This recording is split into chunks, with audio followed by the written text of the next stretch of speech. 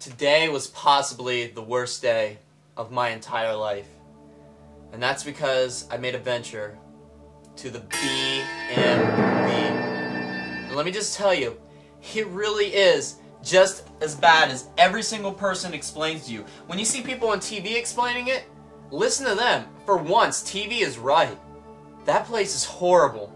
I went into the building with high hopes. I was like, whatever, I'm gonna disprove this. I opened up the door. Already death hit me in the face. Because, like, that's just the presence there, is death. Everyone that was sitting in the chairs right here glared up at me. They were just normal folks like me, like you watching this video. Normal. But that when they were sitting there, death is what was glaring up at me. I didn't know what to do. So I walked up to the counter. And because remember, like I said, I didn't know about the number system at this time. I walk up to the counter and I'm like, excuse me, can you? And this is the response I get from the lady. She's like, sit down! And I was like, I jumped over the chairs and hurdled them. And it's a good thing I was in high school track because, I mean, I landed on the floor. I mean, paramedics had to come and like put me back to life. I was so scared I was given a heart attack. But then I just sat down. And I didn't even grab a number. I was just setting and stuff. And then finally someone said, you have to go get a number. And I was like, okay, do you think am I allowed to get up? And she's like, I don't know. So I started to get up. And the woman glared at me. And I was like, so I waited until she went in the back. And I was like, and I got my stuff. And I got my number. And I sat back down. And I was like, okay, in the clear. And I kept on hearing different numbers called, and I was waiting for mine. Mine was 9. I was number 9, but I was hearing like all these like unusual numbers. Like, well, like at first it wasn't so unusual because they're like number 8, and like I'm like, ooh, 9, I'm next. And then like they're like number 173. And I'm like, did I miss something? Did I sit here for 9 years? And like I was saying, it was just so odd because. Like, one time, she was like, number Eddie Van Halen. And I was like, oh, that's a name, and he's a musician. That's not even a number. So then they finally called 9, and it was my turn to shine. Before I could even make it all the way there, I was greeted with, Social Security card! And I was like, oh my god, what the... So I whipped out my wallet. And it's a good thing I had it, because I didn't want her to rip my head off like Sub-Zero in Mortal Kombat. So I gave her all my information that she needed.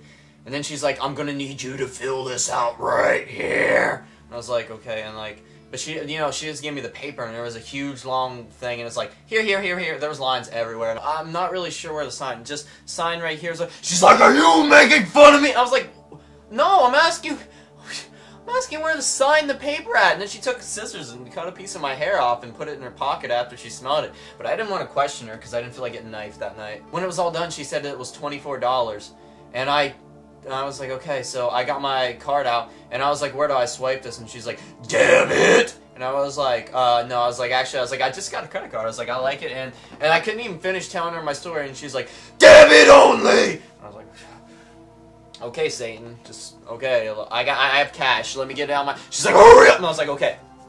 And I gave her $40, and I was like, keep change, that's cool, it's yours. Then I was asked to sit down again, and I sat down, and I felt death all around me. If I was in Harry Potter, there would be Dementors sucking everything out of me, because it was just the people there. And at that point, I was like, yeah, I'm a pretty cheerful guy, but I definitely feel like stabbing babies in the head right now. So then it was time for me to get my picture after I waited about 9 hours, and I walked over, and she's like, black line, and like, I didn't know how long she was going to take, and I was like, well, my last picture, I was completely unprepared for, so I was like, while I was still waiting, she finally came up, and she's like, this is the camera right here. And when she did that, spit flew and hit me right in the face, and I could feel it burning into my skin, and I knew it was acidic, but I didn't want to wipe it off because I didn't want to lose my finger at all. So I was just like, okay, that's cool, I'll just not have an eyebrow now. This is actually a fake eyebrow right here because this is right where she spit. So now I had a melted eyebrow. It was ready, and my picture got taken. She's like, go sit down. And I went, and I sat down with death again. Everyone. The presence. Just horrible. But then a guy called me over. He's like, look, howdy. And I came over, and I was like, yeah. And he's like, would you please make sure all your information's right? And I'm like, what the fuck, man? Where was this guy? Why'd I have Uber bitch, and then I got this nice guy right here just handing out the IDs? He needs to be in a switched position with his woman, and his woman needs to be the one handing it out. So you just have a bad experience at the end, and know your other whole experience was good. But no, that's not how they do it. Like I said, stabbing babies in the head is how I felt when I left that place.